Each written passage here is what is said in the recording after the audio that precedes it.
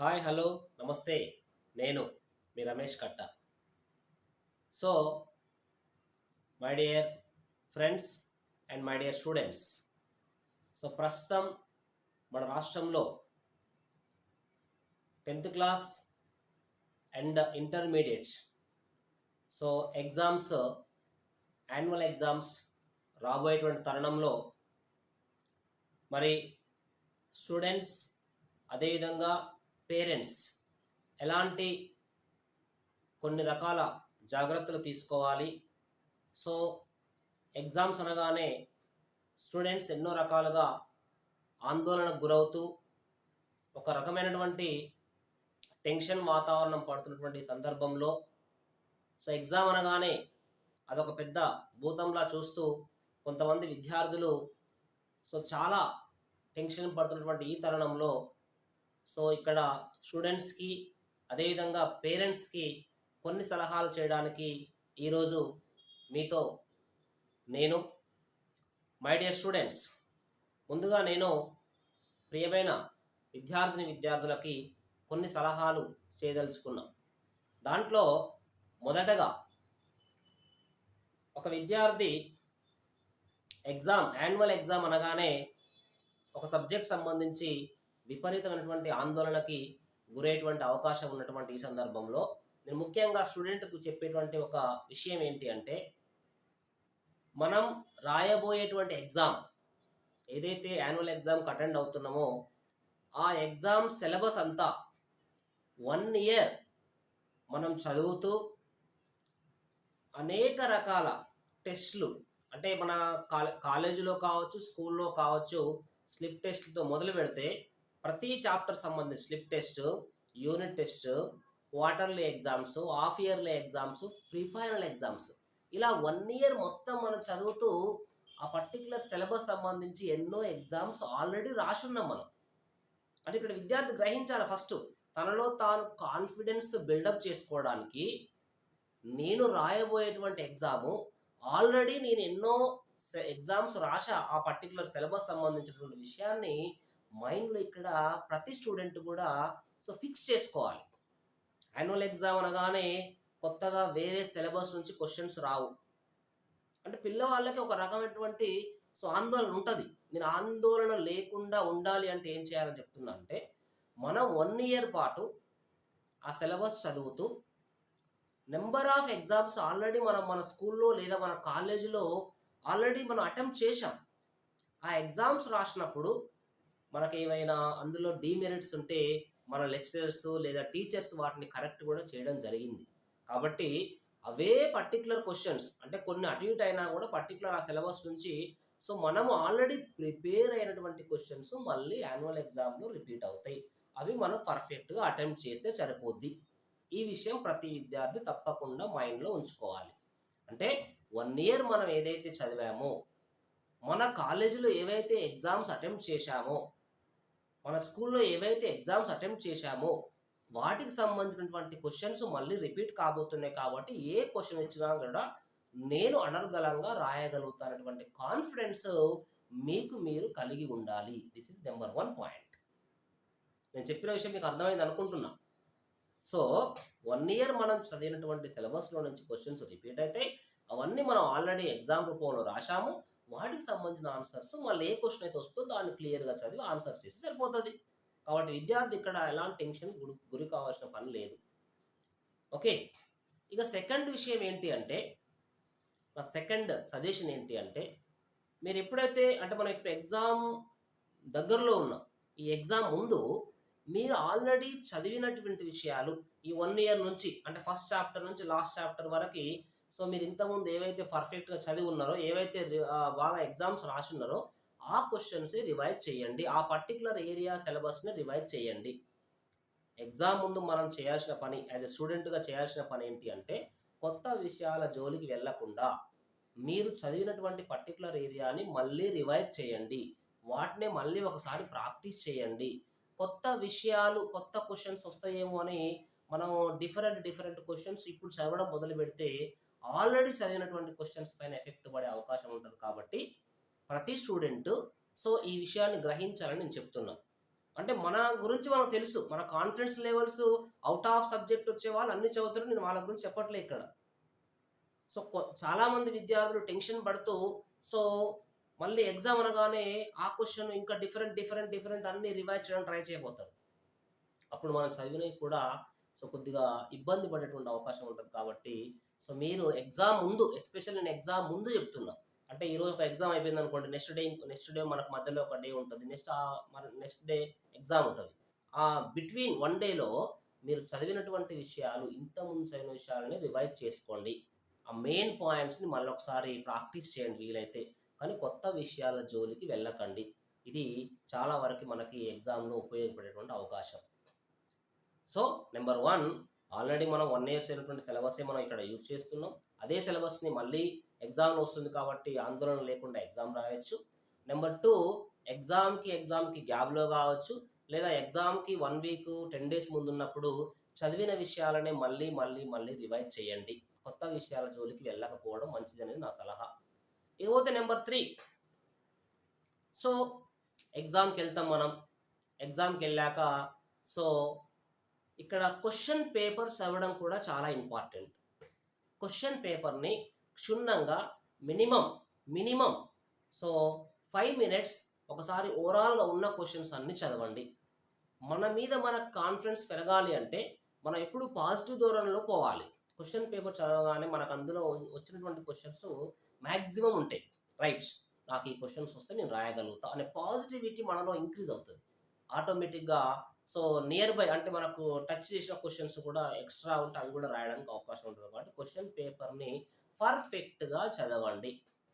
Especially for ఇంటర్మీడియేట్‌లో optional subject అయినటువంటి maths, physics, chemistry, botany, జువాలజీలో సో, అక్కడ పేపర్ మోడల్ ఎలా ఉంటుంది అంటే ఇక్కడ long questions, short questions and very short questions అనేటువంటి ఫార్మేషన్‌లో ఉంటుంది క్వెషన్ పేపర్.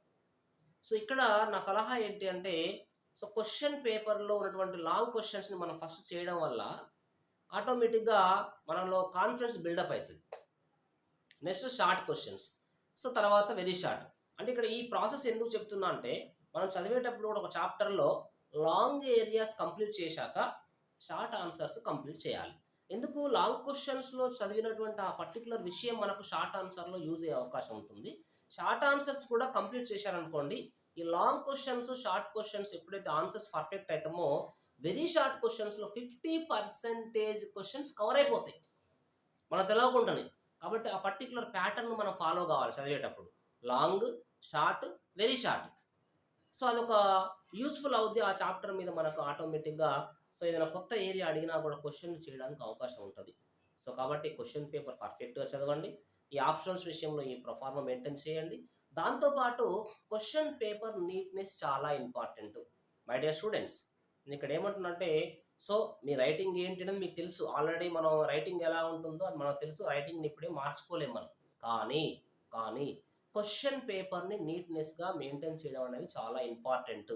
మీ పేపర్ యొక్క నీట్‌నెస్‌ని బట్టి ఎగ్జామినర్ పేపర్ కరెక్షన్ చేసేటప్పుడు సో, మన మీద ఒక గుడ్ ఒపీనియన్ కూడా వచ్చే అవకాశం ఉంటుంది. నీట్‌నెస్ మీన్స్ మీరు క్వెషన్ రాసేటప్పుడు క్వెషన్ నంబర్ ఏశాక హెడ్డింగ్స్ ఉంటే దాన్ని బ్లాక్ పెన్ తోటి హైలైట్ చేయండి. కంప్లీట్ థియరీని బ్లూ పెన్ తోటి రాయండి. సో, మ్యాథ్స్, ఫిజిక్స్, కెమిస్ట్రీ లాంటి వాటిలో చివరి ఆన్సర్ వచ్చాక ఆన్సర్‌ని హైలైట్ చేయండి బాక్స్ కొట్టి. ఒక క్వెషన్‌కి ఆన్సర్ కంప్లీట్ అయిపోయాక పెన్సిల్ తోటి నీట్‌గా లైన్స్ కొట్టండి. It is very useful. అంటే మన మార్క్‌ని స్కోర్‌ని హైలైట్ చేయడానికి ఉపయోగపడేటువంటి పాయింట్స్ ఇవన్నీ కూడా. సో, మీకు తెలవదని కాదు, తెలిసినా కూడా కొంతమందికి తెలవకపోవడం, లేదా తెలిసిన ఆ టైంలో మర్చిపోవడం టెన్షన్‌లో ఏం చేయకండి. ఒక్కొక్క పనిని స్లోగా మూవ్ అవుతూ వెళ్ళండి. ఓకే.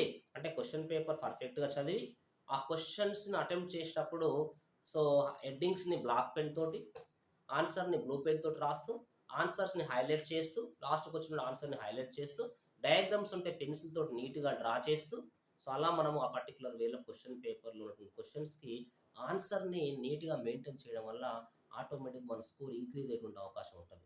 కాబట్టి స్టూడెంట్స్ ఈ విషయాన్ని మర్చిపోకూడదు. సో, మనం ఏదైతే చదివామో అదే మళ్ళీ క్వెషన్ పేపర్‌లో క్వెషన్స్ ఉంటాయి. సో, చదివినటువంటి దాన్ని రివైజ్ చేయండి పర్టిక్యులర్ ఎగ్జామ్ టైమ్‌లో. క్వెషన్ పేపర్‌ని పర్ఫెక్ట్‌గా చదవండి. ఆన్సర్స్ రాసేటప్పుడు పేపర్ నీట్‌గా మెయింటైన్ చేయండి. సో ఆ 3 గంటలు ఏదైతే ఎగ్జామ్‌కి సంబంధించిన ఇంటర్మీడియేట్ టైం 3 గంటలు ఉంటుందో పర్టిక్యులర్‌గా మీరు 3 అవర్స్ పర్ఫెక్ట్‌గా యూజ్ చేసుకోవాలి. 1 ఇయర్ మీరు పడ్డటువంటి కష్టం మొత్తం గూడా ఈ 3 అవర్స్ పైన డిపెండ్ అయి ఉంటది కాబట్టి, ప్రతి సెకండ్‌ని మీరు యుటిలైజ్ చేసుకోవడానికి మాత్రమే ప్రయత్నించండి. మీకొచ్చింది పర్ఫెక్ట్‌గా రాయండి. రాని దాని గురించి ఆలోచించండి లాస్ట్ మొమెంట్‌లో. సో, ఏదైనా రిలేటెడ్ అనిపిస్తే క్వెషన్ నంబర్ ఏసి ఆన్సర్స్ రాయండి. కొన్ని క్వెషన్స్ మనకి ట్రబుల్ ఇస్తుంటాయి. అంటే ఇదా? అదా? అనేటువంటి సందిగ్ధంలో కూడా చాలామంది పిల్లలుంటారు. కొన్ని క్వెషన్స్ ఉన్నాయి అలా. అలాంటప్పుడు 2 రాయండి, నో ప్రాబ్లమ్. 2 రాయండి.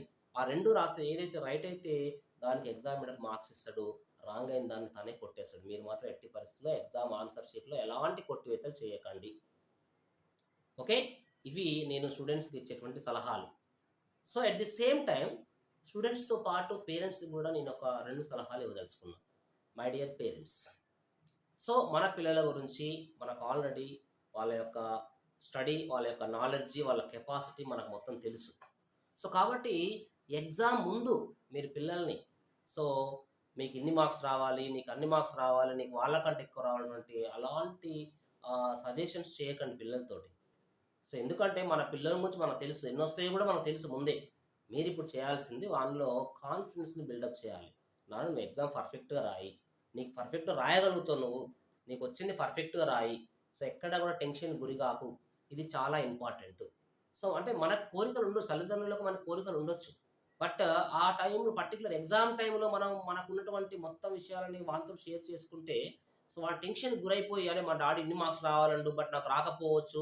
ఈ సబ్జెక్ట్‌లోని రావు అనే నెక్స్ట్ సబ్జెక్ట్ పైన కూడా అది ఎఫెక్ట్ పడే అవకాశం ఉంటుంది కాబట్టి, పిల్లవాళ్ళకి ఎట్టి పరిస్థితుల్లో ఎగ్జామ్ అయిపోయేంత వరకు వాళ్ళని మీరు పుష్ చేయడానికి, వాళ్ళలో కాన్ఫిడెన్స్ నింపడానికి, ఒకవేళ మిస్టేక్స్ చేసినా కూడా నెక్స్ట్ ఎగ్జామ్‌కి అలాంటి మిస్టేక్ చేయకని వాడిని మీరు పుష్ చేస్తూ సో ముందుకి వెళ్ళే విధంగా ప్రయత్నించాలనేటువంటిది నా యొక్క చిన్న సలహా. ఇంకా దాంతో పాటు ముఖ్యంగా పిల్లలకి హెల్త్ విషయంలో తల్లిదండ్రులు చాలా కేర్ తీసుకోవాలి.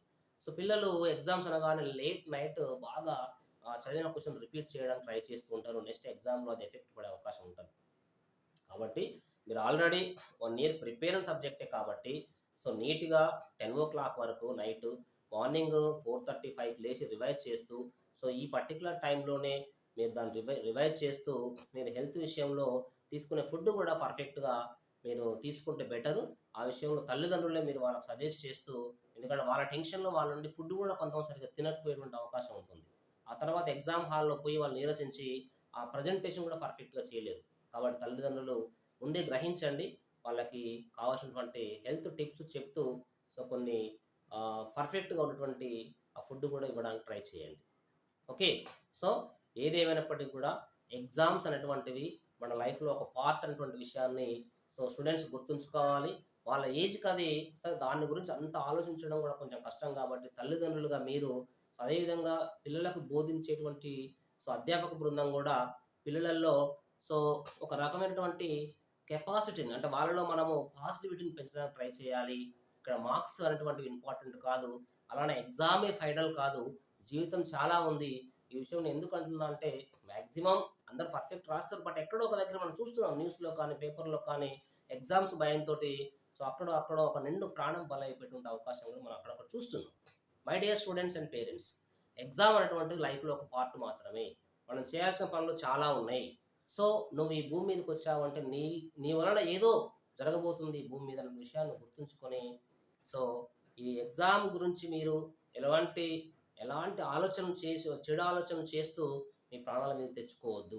సో ఆ విషయం పైన ఎస్పెషల్లీ పేరెంట్స్‌గా, అదేవిధంగా వాళ్ళకి చెప్పేటువంటి అధ్యాపక బృందం, టీచర్స్ అందరూ కూడా సో సలహాలు, సూచనలు ఇస్తూ మనము పిల్లల విషయంలో అన్ని రకాల జాగ్రత్తలు తీసుకుంటూ పిల్లల యొక్క భవిష్యత్తుకి సో ఇంకా ఎన్నో రకమైనటువంటి, అంటే ఇక్కడ ఎగ్జామ్ తోటే ఫైనల్ అయిద్దనేది ఏం కాదు.